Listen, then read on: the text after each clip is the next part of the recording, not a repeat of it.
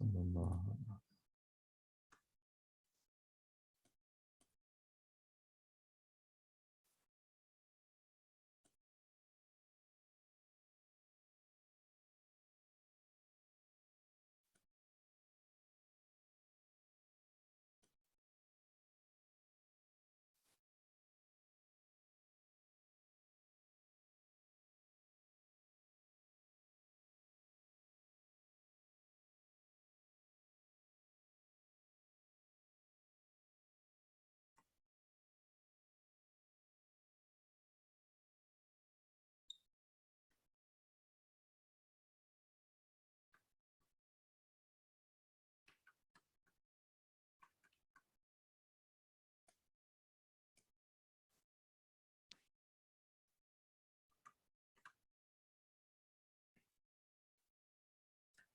ماشاءاللہ آج کا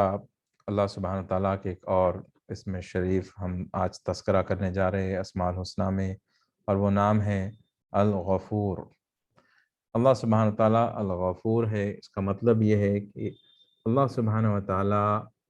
بڑا معاف کرنے والا ہے، یعنی اللہ سبحانہ تعالیٰ کی معاف کرنے کی یہ صفت ایک ایسی صفت ہے کہ یہ اللہ سبحانہ تعالیٰ چاہے بندہ کتنا بھی بڑا گناہ کیوں نہ کرے اور کتنے بھی زیادہ گناہ کیوں نہ کرے، اللہ سبحانہ وتعالیٰ اس بندے کے تمام گناہوں کو بندے کے توبہ کرنے پر معاف کر دیتا ہے۔ اب یہ اللہ سبحانہ وتعالیٰ کی صفت ہے، معاف کر دینا اس کی صفت ہے، اور اس میں جو ہے اللہ سبحانہ وتعالیٰ نے جب انسان کو بنانے کا اعلان کیا آدم علیہ السلام کو، اور انسان کے صفات کا تذکرہ فرشتوں کے مجلس میں کیا کہ اللہ سبحانہ وتعالیٰ نے بتایا فرشتوں کو انسان کے صفات ایسے ہیں کہ انسان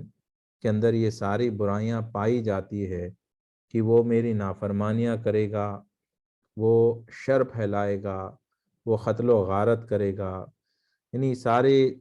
جو برائیاں انسان کر سکتا ہے اللہ سبحانہ وتعالیٰ اس کا تذکرہ فرشتوں کی مجلس میں کرتا ہے۔ تو یہ تذکرہ سننے کے بعد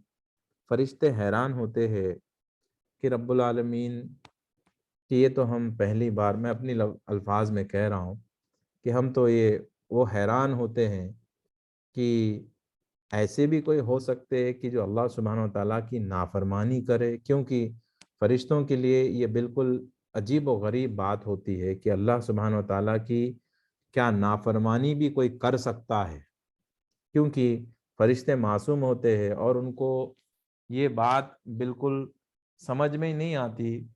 کہ اللہ سبحانہ تعالیٰ کی نافرمانی بھی کی جا سکتی ہے، ان کے خیال میں بھی یہ بات آتی نہیں کہ ایسا بھی ہو سکتا ہے کیا۔ تو حیران ہوتے ہیں کہ اللہ تیرے بندوں میں ایسے بھی ہوں گے جو تیری نافرمانی کریں گے، اور اتنی نافرمانی کی قتل و غارت کریں گے، یعنی ان کے لیے قتل کر دینا، جھوٹ بول دینا، یہ ساری برائیاں جو ہو رہی ہے دنیا میں فرشتوں کے لیے بہت ہی عجیب و غریب بات ہے، یعنی حیران کن بات ہے کہ ایسا بھی ہو سکتا ہے کیا۔ تو یہ سن کر فرشتے حیران ہوتے اور اللہ سبحانہ تعالیٰ کی بارگاہ میں عرض کرتے ہیں مولا، تو یہ ہماری یہ کشمکش میں ہے ہم اور حیران ہیں، لیکن جاننا چاہتے ہیں مولا کہ تو تیری حکمت تو بہتر جانتا ہے، لیکن یہ انسان کو بنانے کی وجہ کیا ہے؟ جب یہ اتنا شر پسند ہے اور اتنے گناہوں میں مبتلا ہو سکتا ہے، برائیاں کر سکتا ہے، تو پھر اس کو پیدا کرنے کی ضرورت کیا ہے؟ ایک بہت ہی عاجزانہ انداز میں یہ اللہ سبحانہ تعالیٰ کی بارگاہ میں معروضہ پیش کرتے ہیں اور طلب کرتے ہیں مولا اس کا جواب عنایت فرما دے کہ آخر یہ تو بنا رہا کیوں بناتا ہے انسان کو جب یہ اتنا برا ہی ہونے والا ہے۔ تو اللہ سبحانہ وتعالیٰ فرماتا ہے کہ میرے فرشتوں کہ تم نے تو انسان کے صرف ایک ہی پہلو کو دیکھا ہے کہ وہ گناہ کرتا ہے، برائی کرتا ہے، میں چاہتا ہوں کہ تم اس کے دوسری پہلو کو بھی دیکھو جہاں پر وہ آنسو بہاتا ہے،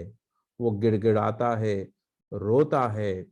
زار و قطار میری بارگاہ میں روتا ہے، آنسو بہاتا ہے، راتوں میں اٹھ اٹھ کے تنہائی میں میرے بارگاہ میں روتا ہے، بار بار مجھ سے معافی طلب کرتا ہے، تو اللہ سبحانہ تعالیٰ فرماتا ہے تو صرف تم گناہوں کو کیوں دیکھتے ہو؟ تو اس کے رونے کو بھی تو دیکھو، اس کے معافی مانگنے کو دیکھو، اس کے تڑپنے اور بلکنے کو بھی دیکھو کہ گناہ کرنے کے بعد وہ کتنا تڑپتا ہے کہ مولا مجھ سے اتنی بڑی خطا ہو گئی، اتنی بڑی غلطی ہو گئی، میں نے ایسے گناہ آخر کیوں کر دیا؟ یہ اتنا پریشان ہوتا ہے، بلکتا ہے، اس کے بلکنے کو بھی تو دیکھو۔ تو اللہ سبحانہ تعالیٰ اس لیے بتاتا ہے کہ فرشتوں کے اندر یہ بات نہیں پائی جاتی کہ جو ہم جس طرح سے روتے ہیں اللہ کے بارگاہ میں، جس طرح سے گڑ گڑاتے ہیں اور راتوں میں اٹھ اٹھ کر ہم ہمارے گناہوں کو یاد کر کر کے تنہائی میں روتے ہیں، کیونکہ ہمارا مقصد کسی کو بتانا نہیں ہوتا، اسی لیے تو رات کے اندھیرے میں اٹھتے ہیں اور اللہ کی سبحانہ و تعالیٰ کی بارگاہ میں تنہا روتے ہیں، کیونکہ ہمارے رونے کو کوئی اور دیکھتا نہیں، اور ہمیں معلوم ہے کہ ہمارے رونے سے ہم کو کوئی دنیا کی دولت و شہرت تو دینے والا نہیں، نہ ہی ہم کو اس سے مال پیسہ کمانا ہے، اور نہ ہی ہمیں ظاہری طور پہ کوئی فائدہ نظر آتا ہے۔ ہمیں کچھ روتے ہی ہمارے سامنے کوئی جنت سے میوے نہیں آ جاتے ہیں، روتے ہی ہمیں کوئی ایسا تو نہیں ہوتا کہ کوئی فرشتہ آتا ہے اور ہماری مدد کر دیتا ہے۔ ہم جانتے ہیں کہ ہمیں فوراً جو ہے کوئی ایسی کوئی چیز تو نہیں ملتی، لیکن ہم اللہ سبحانہ و تعالیٰ کی بارگاہ میں اس لیے روتے ہیں کہ ہمیں افسوس ہوتا ہے کہ ہم نے اللہ سبحانہ و تعالیٰ کی نافرمانی آخر کیوں کی، ہمیں نہیں کرنا چاہیے تھا یہ گناہ، آخر ہم سے یہ گناہ ہو کیوں گیا۔ تو اللہ سبحانہ و تعالیٰ دراصل یہ ادا کو پسند کرتا ہے کہ وہ چاہتا ہے کہ اس کی بارگاہ میں بندے روئے، گڑ گڑائے۔ یہ اللہ سبحانہ تعالیٰ کو یہ ادا بہت پسند ہے، اسی لیے اللہ سبحانہ تعالیٰ نے ہمارے اندر گناہ کرنے کی صفت ڈالی ہے۔ تو یہ حکمت ہے رب العالمین کی کہ بندے کو وہ لاکھ اچھا بندہ ہو، آپ بچپن سے اپنے بچے کو ایسے ماحول میں پالے کہ وہ مفتیوں کے ساتھ، علماء کے ساتھ رہے، اور اس کو آپ برائی سے پوری طرح دور رکھ دے۔ کوشش کر کے دیکھ لیجئے کہ آپ کے بچے سے کوئی گناہ نہ ہو، لیکن آپ لاکھ کوشش کرنے کے بعد بھی ایسا ہو جاتا ہے کہ آپ کے بچے سے گناہ ہو جائے گا، جب وہ جوان ہوگا اس سے گناہ ہو جائے گا۔ یہ امپاسبل ہے، یہ ناممکن ہے کہ کوئی انسان ہو اور وہ یہ کہے کہ میں ہرگز گناہ نہیں کروں گا۔ گناہ بائی ڈیفالٹ ہمارے اندر انٹیگریٹڈ ہے، یہ چیز ایسی ہے وہ ہو کے رہے گی۔ آپ لاکھ اچھے تعلیمات لے لو، آپ کچھ بھی کر لو، صرف گناہ اگر کسی سے نہیں ہو سکتا ہے تو وہ انبیاء سے نہیں ہو سکتا ہے۔ اور اس کے بعد جب بندہ ایک مقام پر پہنچتا ہے، جیسے کہ نفس مطمئنہ کا مقام جو اسے ملتا ہے، وہ مقام پہ جانے کے بعد بندہ گناہ تو اس سے ہوتے ہیں، لیکن وہ شریعت کے نگاہ میں دراصل وہ گناہ نہیں ہوتے، لیکن ان سے لغزشیں ہو جاتی ہیں۔ لیکن ایسا نہیں کہ پیدا ہوتے ہی جو ہے تقریباً بندے جو ہے نفس مطمئنہ ہو، وہ ایک مقام بندہ جو ہے ایک زندگی گزارنے کے بعد وہ مقام اسے ملتا ہے، تو اس دوران اس سے غلطیاں تو ہو ہی جاتی، تو صرف انبیاء ہوتے ہیں جو معصوم ہوتے ہیں، جن سے کوئی گناہ نہیں ہوتا۔ باقیہ سب جتنے بھی ہے سب سے گناہ ہوتا ہی ہے۔ جب گناہ ہوتا ہے، گناہ کیوں ہوتا ہے؟ گناہ اس لیے ہو جاتا ہے کہ یہ صفت ہمارے اندر ہے، لیکن اللہ سبحانہ تعالیٰ نے ہمارے اندر یہ صفت اس لیے نہیں ڈالی کہ ہم گناہ کریں اور گناہ کرتے چلے جائیں۔ صفت اس لیے ڈالی ہے کہ ہم سے گناہ ہو، اس کے بعد ہم اس کے بارگاہ میں روتے رہے، گڑ گڑاتے رہے، اور وہ معاف کرے، کیونکہ وہ یہ بھی کہتا ہے فرشتوں سے کہ فرشتوں میں غفار ہوں اور میں غفور ہوں، تو اگر میرے بندوں میں کوئی گناہ کرنے والا ہو ہی نہ، کوئی موجود ہی نہ ہو تو پھر میں میری صفت کیسے ظاہر کروں؟ میں معاف کس کو کروں؟ میں معاف کس کو کروں؟ میں بتانا چاہتا ہوں کہ میں کتنا بڑا غفور ہوں۔ تو اللہ سبحانہ تعالیٰ یہ چاہتا ہے کہ وہ بتانا چاہتا ہے کہ وہ کیسے گناہوں کو معاف کر سکتا ہے، کتنے خطرناک گناہوں کو بھی وہ معاف کر سکتا ہے، بڑے سے بڑے گناہوں کو بھی معاف کر سکتا ہے۔ وہ اپنی صفت کو ظاہر کیسے کرے؟ جب بندہ گناہ ہی نہ کرے تو صفت ظاہر کیسے ہوگی؟ معاف کس کو کرے گا؟ کیونکہ فرشتے گناہ نہیں کرتے تو وہ معافی بھی نہیں مانگتے، وہ توبہ بھی نہیں کرتے، وہ روتے بھی نہیں۔ تو پھر اللہ سبحانہ تعالیٰ یہ چاہتا ہے کہ اس کی صفت ظاہر ہو کہ وہ غفور ہے، اور کوئی گناہ کرے اور روئے اس کے بارگاہ میں، معافی مانگے اور وہ اس کو معاف کر دے۔ تو اس میں دو چیزیں ہیں سمجھنے والی۔ ایک چیز تو یہ ہے کہ اللہ سبحانہ و تعالیٰ کو وہ بندے بہت زیادہ عزیز ہے جو اس کے بارگاہ میں گڑ گڑاتے ہیں، روتے ہیں۔ یہ اللہ کو بہت پسند ہے ادا۔ جتنا ہم روئیں گے اس کی بارگاہ میں، جتنا گڑ گڑائیں گے اللہ سبحانہ و تعالیٰ کے، اتنے ہی قریب ہوتے چلے جائیں گے، اتنے قریب ہوتے جائیں گے۔ آپ ہو سکتا ہے آپ نے غور کیا ہوگا اس بات کو کہ جب آپ حقیقت میں توبہ کر کے روتے ہیں، تو جب آپ روتے ہیں تو آپ کے جسم میں کبھی کبھی ایسا ہوتا ہے کہ کچھ ٹھنڈک محسوس ہوگی،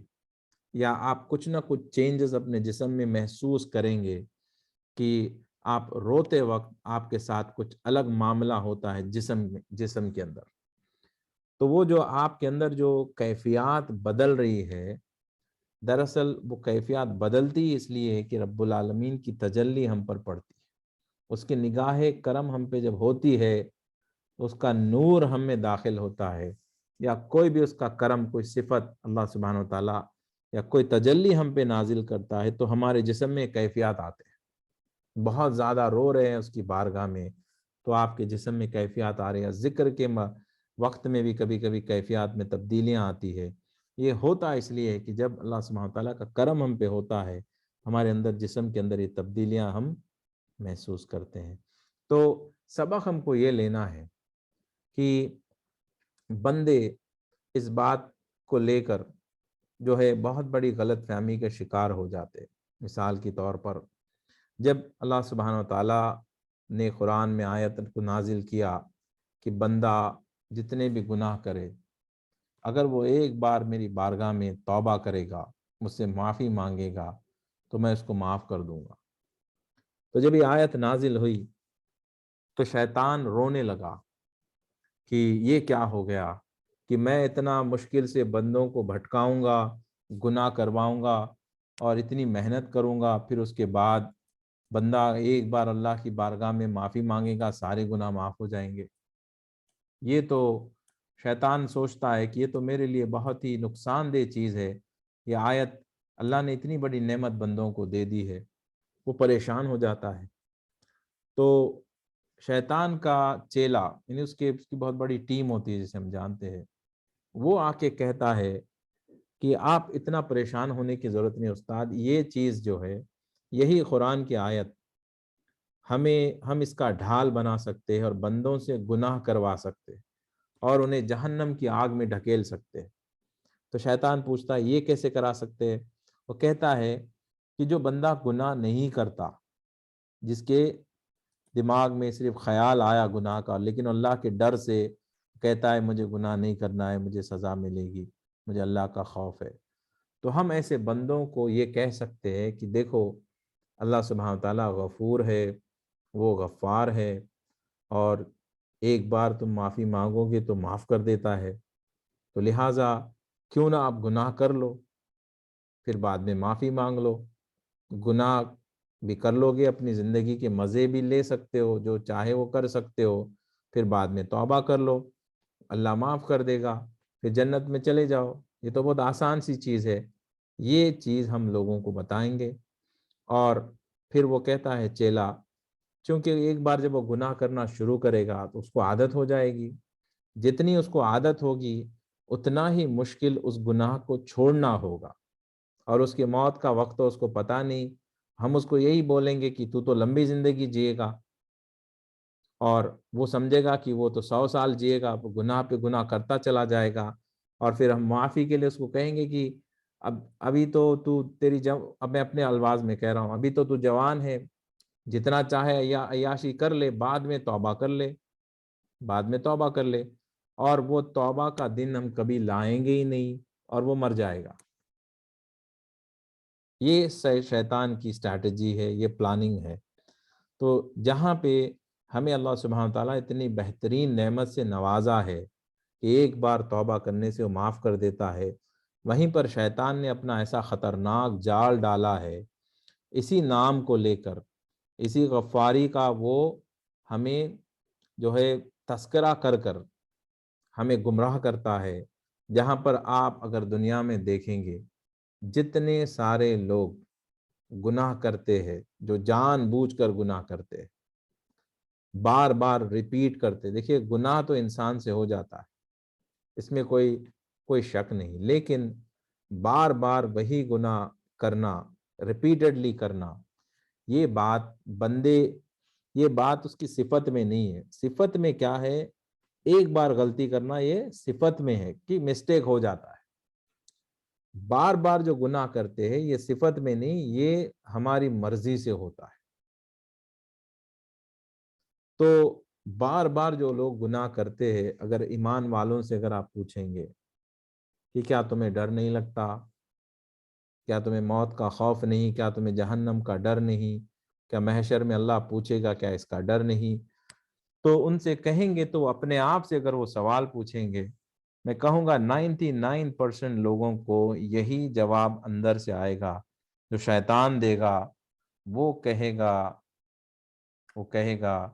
کہ اب تو جوان ہو، گناہ کر لو، اللہ بڑا معاف کرنے والا ہے، بعد میں ایک ساتھ توبہ کر لیں گے، سب گناہ معاف ہو جائیں گے۔ یہی سوچ کر لوگ گناہ کرتے ہیں۔ یاد رکھیے یہ بہت بڑی گمراہی ہے، یہ بہت بڑا شیطان کا جال ہے جس میں پھنستے چلے جا رہے لوگ۔ آپ دیکھیے کتنے ایسے شرابی لوگ ہیں جو شراب سے توبہ کر کے راستے پر آ کے مر گئے، بہت کم لوگ آپ کو دکھائی دیں گے۔ کتنے ایسے جواری ہیں جو جوا کھیلنا چھوڑ دیے، توبہ کر کے مر گئے، بہت کم نظر آئیں گے۔ کتنے ایسے لوگ ہیں جو عیاشیوں میں گم ہو گئے، ناچنے گانے عیاشیوں میں گم ہے، آپ وہ یہی سوچ رہے کہ بعد میں توبہ کریں گے، لیکن کتنے لوگ آپ کو نظر آئے ہوں گے جن لوگوں نے واقعی میں توبہ کیا اور توبہ کرنے کے بعد موت آئی؟ بہت کم ہوں گے۔ لوگ اتنے بزی ہوتے چلے جائیں گے اپنی زندگی میں، اتنے مشغول مصروف ہوتے چلے جائیں گے، گناہ پہ گناہ ہوتا جائے گا، زندگی میں اتنا وہ بزی ہوتا چلا جائے گا، اور اس سے ہوگا یہ کہ ایک دن اچانک ایسا وقت آئے گا کہ موت کا فرشتہ آ کے کھڑا ہو جائے گا۔ جب موت کا فرشتہ آئے گا اس وقت بندہ کہے گا کہ مجھے 2 منٹ کی مہلت دے دو، میں معافی مانگنا چاہتا ہوں، میں توبہ کرنا چاہتا ہوں، توبہ کے لیے 2 منٹ کا ٹائم دے دو۔ تو تب فرشتہ ملک الموت کہیں گے کہ دیکھو تمہیں ساری زندگی دی گئی تھی معافی مانگنے کے لیے، ساری زندگی پڑی تھی تمہارے سامنے اللہ سبحانہ وتعالیٰ کی بارگاہ میں معافی مانگنے کے لیے، توبہ کرنے کے لیے۔ تم تو عیاشی کرتے رہے، تم تو گناہ پہ گناہ کرتے رہے، تم تو یہ سمجھے کہ تمہاری بہت لمبی زندگی ہے، اب تمہارا وقت ختم ہو گیا۔ جیسے ملک الموت آ جاتے ہیں وہیں پر ہمارا ٹائم ختم ہو جاتا ہے، توبہ کے دروازے بند ہو جاتے ہیں۔ اب وہ مرنے کے بعد وہ اپنے قبر میں جائے، لاکھ توبہ کرتے رہے، اللہ کی بارگاہ میں گڑ گڑاتے رہے، روتے رہے، پلاتے رہے، اس سے کچھ نہیں ہونے والا ہے، اس کی کوئی نہیں سننے والا ہے۔ اللہ سبحانہ وتعالیٰ غفور ہے یقیناً، لیکن وہ غفور کی صفت جب تک ہم زندہ ہے تب تک وہ ظاہر کرے گا۔ مرنے کے بعد تم معافی مانگو گے، وہ نہیں معاف کرنے والا ہے، وہ نہیں معاف کرنے والا ہے۔ جہنم میں جانے کے بعد جہنمی بھی پکاریں گے کہ اللہ معاف کر دے، اللہ موت دے دے، ایسے سالوں 500 سال، 1000 سال، ہزاروں سال تک یہ پکارتے رہیں گے جہنمی، لیکن اللہ سبحانہ وتعالیٰ کا جواب ان لوگوں کو یہی آئے گا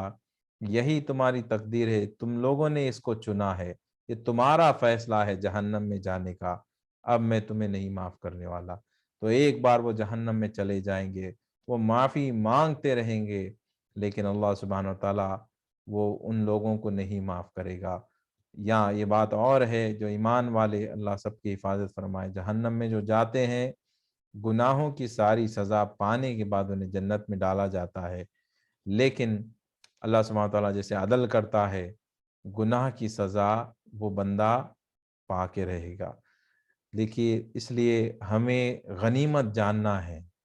کہ ہم زندہ ہے، ہماری بھی موت نہیں آئی ہے، اور فوراً ہمیں اللہ سبحانہ تعالیٰ کی بارگاہ میں معافی مانگ لینا چاہیے۔ مولا تو معاف کر دے، دل سے ایک بار کہہ دے معاف کر دے تو سارے گناہوں کو معاف کر دیتا ہے۔ انتظار نہ کرے کہ میں آج گناہ کر لوں گا، بعد میں توبہ کر لوں گا۔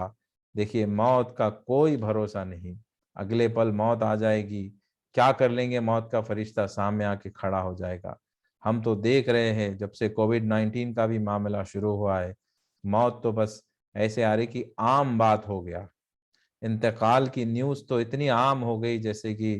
بس ایک عام خبر ہے، بس سن کے بس خاموش ہو جائے۔ موت کا تو بہت آسان، جو لوگ بھی بس زیادہ روتے دھوتے نہیں آج کے دور میں، کیونکہ اب تو ایسا کامن ہو گیا مرنا کہ بس سن کر بس ایک نیوز کی طرح سن کے خاموش ہو جاتے۔ رشتہ داروں میں، دوست احباب میں ہم نے اتنی ساری موت کی خبریں سنی کہ ہم کو تو یاد بھی نہیں کہ کس کا انتقال ہوا، کون زندہ ہے۔ ہم تو حیران ہوتے، ابھی تو یہی سمجھتے کہ زندہ ہے، جو لوگ گزر گئے ہمیں یاد بھی نہیں کہ وہ گزر بھی گئے۔ اب تو سمجھ رہے کہ انتقال زندہ ہے، ان کے بارے میں پوچھتے تو لوگ بتاتے وہ تو کب کی انتقال کر گئے۔ یہ حال ہے۔ میں نے میرے خود کے دوستوں کو دیکھا کہ خاص میرے جو دوست تھے، جو بالکل نوجوان تھے، وہ دنیا سے رخصت کر گئے۔ رشتہ داروں میں کئی لوگ رخصت کر گئے، میرے اسٹوڈنٹس میں کئی ایسے معاملات ہوئے، محلے میں ہوئے ہیں۔ تو ہم یہ سب جانتے ہیں، دیکھ رہے ہیں ہمارے آنکھوں سے، اس کے باوجود بھی کئی لوگ ایسے ہیں جن کے آنکھوں پر یہ غفلت کے پردے پڑے ہیں کہ وہ ابھی بھی یہ سمجھتے ہیں کہ لمبی زندگی گزاریں گے، اور وہ ابھی بھی یہ سمجھتے ہیں کہ ہم اور مزید جئیں گے، اور جو ہے ہم بعد میں توبہ کریں گے۔ یہ شیطان کا جال ہے، دیکھیے یہ بہت بڑا دھوکہ ہے۔ اگر ہم اس دھوکے کو نہیں سمجھیں گے، اس جال میں پھنستے چلے جائیں گے، تو ہمیں کوئی نہیں بچا سکتا۔ یہ ہمیں محنت کرنا ہے۔ اللہ سبحانہ تعالیٰ نے ہمارے اندر یہ اختیارات دیے ہیں، وہ ہمیں دعوتیں پہنچاتا ہے، وہ ہمیں کسی کے ذریعے سے وہ خود کہتا ہے دیکھو میں چاہتا ہوں کہ تم معافی مانگو، توبہ کر لو، میں تمہیں معاف کروں گا۔ یاد رکھے، یہ میرا یہ دعوت دینا تم لوگوں، آپ لوگوں کو معافی مانگنے کی دعوت دینا، میری زبان سے یہ کہنا کہ آپ سب توبہ کرو، یہ حقیقت میں اگر آپ دیکھیں گے تو یہ میری زبان نہیں، یقیناً اللہ سبحانہ وتعالیٰ ہی مجھ سے کہتا ہے کہ میں آپ تک یہ بات پہنچاؤں، اور خود بھی میں اس بات کو سمجھوں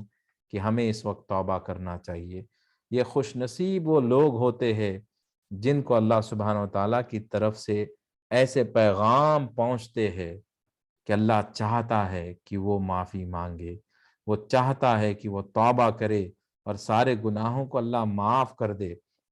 یہ بات کو ہمیں سمجھنا ہے، یہ ریالٹی ہے، یہ حقیقت ہے۔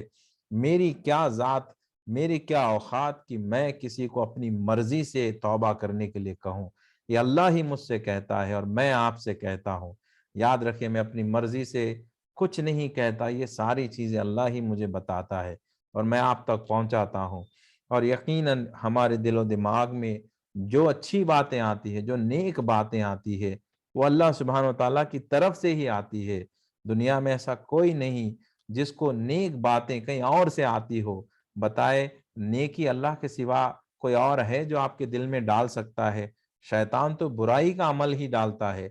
توبہ کرنا، معافی مانگنا، اللہ سے محبت کرنا، اس کی یادوں میں رونا، اللہ کے حبیب صلی اللہ علیہ وسلم سے محبت کرنا، یہ باتیں آپ کو کیا لگتا ہے میں بولتا ہوں؟ بالکل نہیں، یہ باتیں میں نہیں بولتا، یہ اللہ سبحانہ و تعالیٰ ہی بولتا ہے۔ حقیقت سمجھیے، یہ میری قوت نہیں، یہ قوت اللہ کی ہے۔ یہ بولنے کی طاقت میری نہیں، اللہ کی طاقت ہے۔ آپ مجھے ہٹا دیجئے، میری آواز کو ہٹا دیجئے، پیغام کو سمجھے کہ پیغام اللہ کا ہے۔ اللہ سبحانہ و تعالیٰ آپ کو یہ پیغام دیتا ہے کہ آپ اس کی بارگاہ میں معافی مانگو، آپ اس کی بارگاہ میں گڑ گڑاؤ۔ وہ پسند کرتا ہے، وہ دیکھنا چاہتا ہے کہ آپ کتنا روتے ہو اس کی بارگاہ میں، وہ دیکھنا چاہتا ہے آپ کتنے تڑپتے بلکتے ہو اپنی غلطیوں کو یاد کر کر کے، آپ کتنی محنت کرتے ہو راتوں میں اٹھنے کی، کتنی آپ اپنے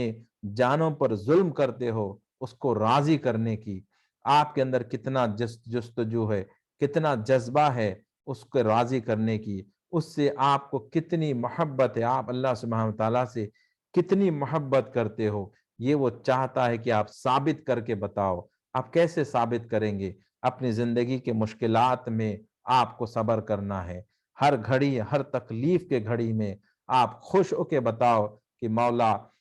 تو نے پیغام دیا ہے، ایوب علیہ السلام کا پیغام تو نے قصہ سنایا ہے قرآن پاک میں، تو نے بتایا کہ تیرے بندے کس طرح سے تیری محبت میں مولا ہر تکلیف کو خوشی سے سہ گئے، ہر مشکل گھڑی میں تیری عبادت کرتے رہ گئے، ہر حال میں اپنا سب کچھ لٹا دیے لیکن تیرے ذکر کو نہیں چھوڑا۔ مولا میں بھی تجھے بتانا چاہتا ہوں کہ دیکھ مالک، میری زندگی میں یہ ساری مشکلات ہے، یہ سارے پریشانیاں ہیں، یہ ساری مصیبتیں ہیں مولا، لیکن میں ہر مشکل گھڑی میں تیری عبادت کرنے تیار ہوں، ہر تکلیف میں مولا میں مسکرانے کے لیے تیار ہوں، کہ میں تجھے بتانا چاہتا ہوں کہ تجھ سے بڑی کوئی اور چیز نہیں۔ اگر تیری مرضی ہے کہ میں تکلیف میں زندگی گزاروں تو میں خوشی سے گزاروں گا، اگر تیری مرضی ہے کہ میری زندگی ان مشکلات کے گھڑیوں سے گزرے گی مولا، میں ایک خوشی سے کانٹوں پہ چلنے تیار ہوں، اگر تیری مرضی ہے کہ میری زندگی میں کانٹوں پہ چلوں مولا، میں خوشی سے اپنے سارے جسم کا خون بہانے تیار ہوں، ہر کانٹے پہ میں ہر قدم تیرا نام لے کے رکھنے کے لیے تیار ہوں مولا، مجھے برداشت ہے ہر تکلیف، میں کانچ کے ٹکڑوں پہ مولا، میں تلوار کی تیز دھاروں پر مولا ہر قدم پہ کٹنے کے لیے تیار ہوں۔ تو دیکھ مولا، میرے جسم کا ہر حصہ تیرا نام لے کے پکارے گا، میں کٹ جاؤں گا، میں مٹ جاؤں گا، ہر مشکل گھڑی میں مولا میں تیرا ہی نام لیتا رہوں گا، میں تیرا ہی شکر بجاتا رہوں گا مولا، میں شکایت نہیں کروں گا مولا، میں ناشکری نہیں کروں گا، میں ہر گھڑی میں تیرا شکر ادا کرتا رہوں گا مولا، تو مجھے رزق دے گا تو بھی شکر ادا کروں گا، نہیں دے گا تب بھی شکر ادا کروں گا مولا، تو مجھے صحت دے گا تو شکر ادا کروں گا، نہیں دے گا بیماری دے گا، ہر بیماری میں بھی تجھے یاد کروں گا، ہر بیماری میں بھی تیرا ذکر کروں گا مولا، تجھے اولاد مجھے دیا تو شکر ادا کروں گا، اولاد نہیں دیتا تب بھی شکر ادا کرتا مولا، مالک و مولا تو نے میری زندگی میں ساری نعمتیں عطا فرمائی، تو نے مجھے خوبصورت زندگی دی، اگر مولا نہیں دیتا تب بھی میں شکر ادا کرتا مولا، یہ ساری نعمتیں دے رہا ہے مولا، تیرا میں شکر ادا کرتا، نہ دیتا تب بھی شکر ادا کرتا، زندگی کے ہر لمحے میں، ہر مشکل گھڑی میں وہی خوشی، وہی مسرت کے ساتھ تیری عبادت کرتا رہوں گا، جیسا میں خوشی کے موقع پر جیسے عبادت کروں گا ویسے غم کے موقع پر بھی کروں گا، تو مجھے ذکر میں سکون دے گا وہی ذکر کروں گا، اگر تو میرے زندگی میں قبض کی کیفیت لائے گا، سارے مزے اٹھا دے گا، ذکر کے ساری لذتوں کو ختم کر دے گا، تیری ذات کی قسم مولا میں اور زیادہ ذکر کروں گا، کیونکہ میرا ذکر لذتوں کے لیے نہیں، میرا ذکر مزے کے لیے نہیں مولا، ذکر میں مزہ نہیں آئے گا تب بھی میں ذکر کروں گا، لذت آئے گی تب بھی ذکر کروں گا، مالک و مولا راتوں میں تکلیفیں ہوں گی، نیند کی قربانیاں ہوں گی، سردیاں ہوں گی، ٹھنڈا پانی ہوگا، تیری ذات کی قسم مولا ہر ٹھنڈے پانی کو برداشت کر لیں گے، ہر سردیوں کو برداشت کر لیں گے، ہم انتظار کریں گے مولا، اگر تیرے نام کو سننا ہو اور سیشن کے شروع ہونے میں اگر دیر ہو جائے، ساری رات بھی انتظار کرنا پڑ جائے، ہم انتظار کریں گے مولا، لیکن تیرا تذکرہ تھوڑی دیر کا تذکرہ سننے کے لیے ہم گھنٹوں انتظار کریں گے، ہم رات رات بھر انتظار کر دیں گے، لیکن مولا ہم تیرا چرچا کرتے رہیں گے، ہم تیرا چرتا سنتے رہیں گے، یہ ہماری زندگی ہے مولا۔ بس اپنی زندگی کو ایسے بنا لو کہ رب العالمین کی طرف سے پیغام ہے آپ سب کے لیے۔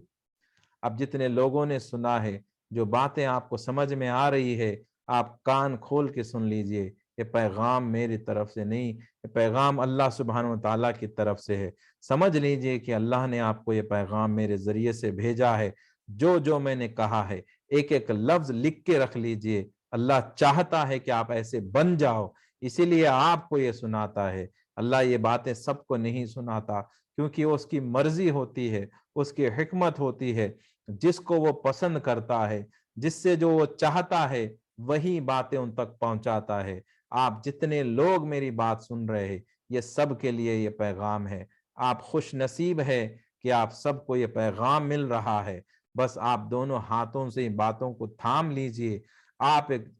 ایک ارادہ کر لیجئے، پختہ ارادہ کر لیجئے کہ آپ ایسی توبہ کریں گے کہ اب کوئی گناہ ریپیٹ نہیں کریں گے۔ غلطیاں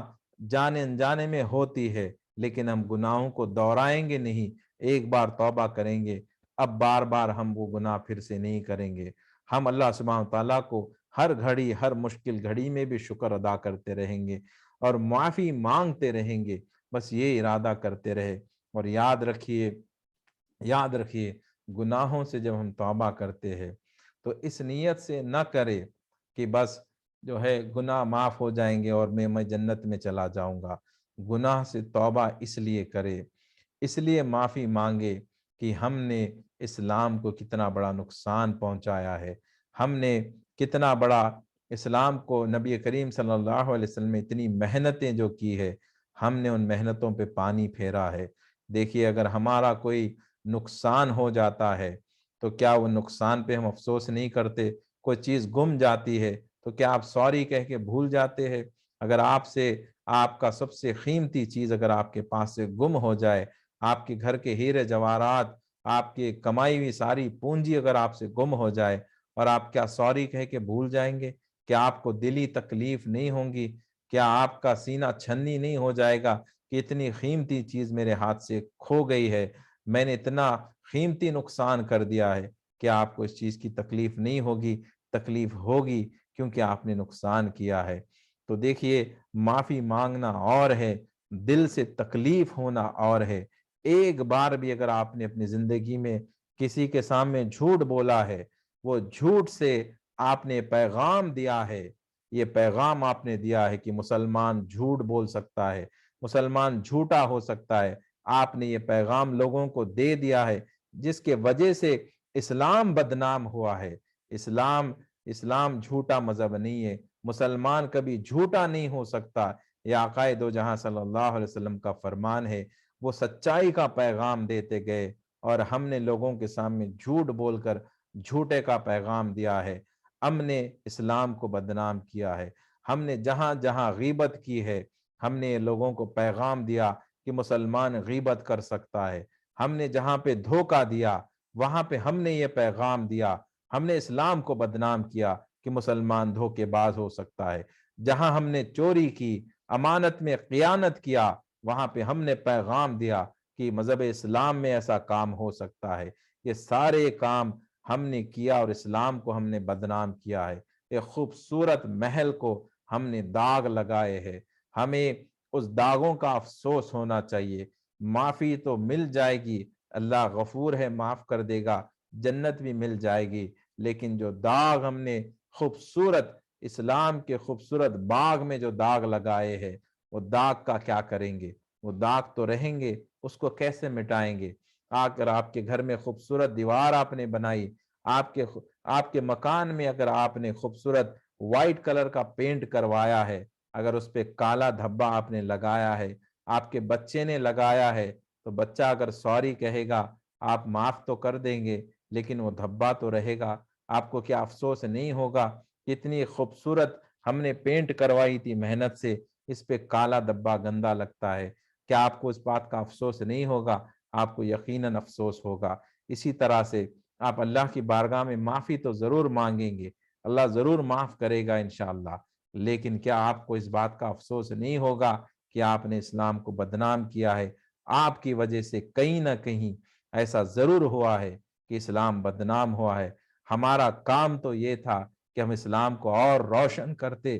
نبی کریم صلی اللہ علیہ وسلم نے جو سجایا ہے اس کی سجاوٹ کو اور ہم محنت کر کے عمدہ بناتے، ہم اسلام کے جھنڈے کو لہراتے، نام کو روشن کرتے، لوگوں کو بھلائی کا پیغام دیتے، برائی سے روکتے۔ یہ ہمارا کام تھا، یہ ہمارا فرض تھا، لیکن ہم نے بھلائی کا پیغام دینے کے بجائے لوگوں کو برائی کا پیغام دیا ہے، ہم نے لوگوں کو برائی کا پیغام دیا ہے، ہمارے وجہ سے اسلام بدنام ہوا ہے۔ یہ بات سوچ سوچ کر ہمیں رونا ہے، زندگی بھر ہمیں افسوس کرنا ہے کہ میرے وجہ سے اسلام کو میں نے یہاں داغ لگائے، میں داغ کو کیسے مٹاؤں؟ اب میں اس داغ کو کیسے مٹاؤں؟ یہ چیز کو آپ کے اندر، یہ شعلہ آپ کے اندر جلانا ہے، اور یہ چیز کو آپ اتنا مضبوط بنائے کہ اب میں جو داغوں کو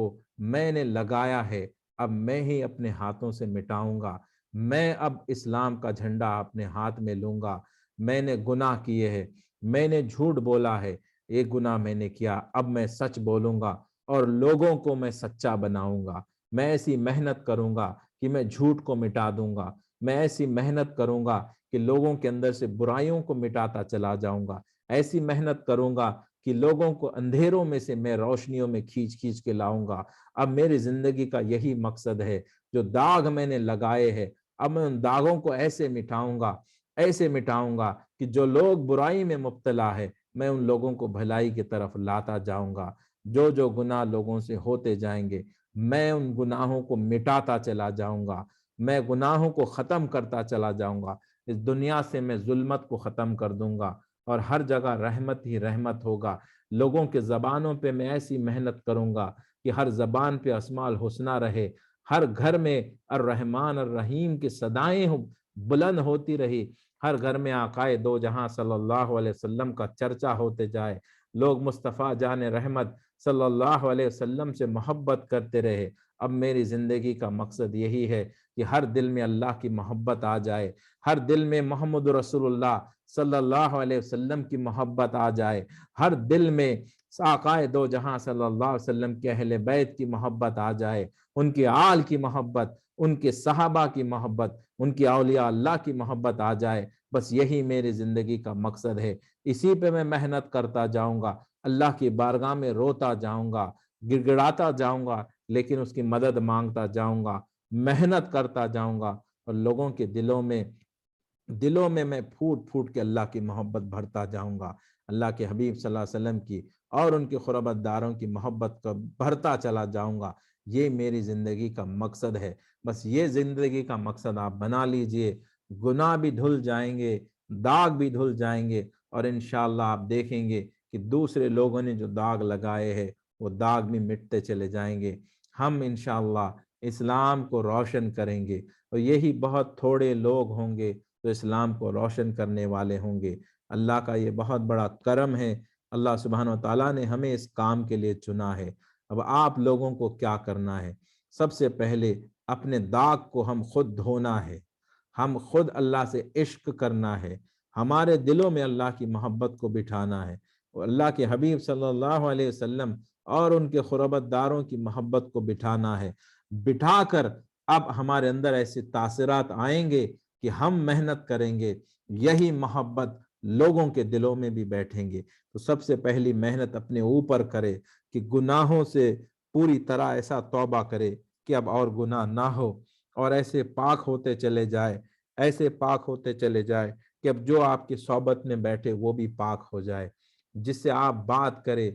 وہ بھی اللہ سے محبت کرنے لگے، جو آپ کی صحبت میں بیٹھے وہ بھی محبت کرنے لگے۔ بس اپنے آپ کو ایسا بنائے، یہی محنت کرتے رہے، اسی پہ توجہ ڈالتے رہے، دنیا کی فکروں کو چھوڑ دیجئے، دنیا کی پریشانیوں کو چھوڑ دیجئے، ہر حال میں ہمیں یہ محنت کرنا ہے۔ اللہ سبحانہ تعالیٰ کو یہ ثابت کرنا ہے کہ مولا ہر مشکل گھڑی میں بس ہم مقصد سے نہیں ہٹیں گے، ہماری زندگی کا بس یہی مقصد ہے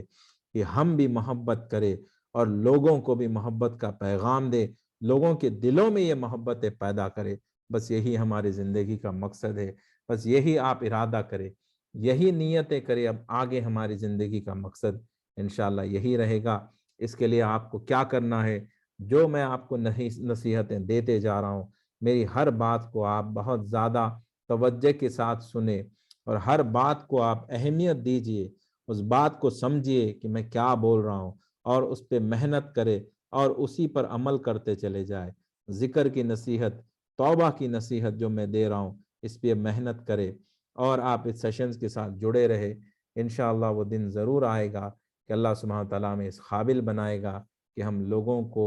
برائی سے انشاءاللہ روکیں گے اور بھلائی کا پیغام دیتے جائیں گے۔ لوگوں کے دلوں میں اللہ سبحانہ تعالیٰ، اللہ کے حبیب صلی اللہ علیہ وسلم اور ان کی قربت داروں کی محبت کو داخل کریں گے۔ انشاءاللہ پھر کل صبح کے سیشن میں آپ سے ملاقات ہوگی۔ انگلش کا سیشن رہے گا کل صبح، تو آپ کوشش کریں کہ کل صبح کے سیشن میں آپ جوائن کریں، اور کل شام میں انشاءاللہ پھر اسماء الحسنی کا 9:30 بجے انشاءاللہ سیشن ہوگا، اس میں آپ ضرور جوائن کریں۔ دعا کرتے الحمدللہ رب العالمین، اللہم صلی علی سیدنا محمد وعلی آلہ وازواجہ واہل بیتہ وصحبہ واولیاء امتہ افضل صلواتک وعدد معلوماتک وبارک وسلم۔ اللہم ربنا آتنا فی الدنیا حسنہ وفی الآخرۃ حسنۃ وقنا عذاب النار۔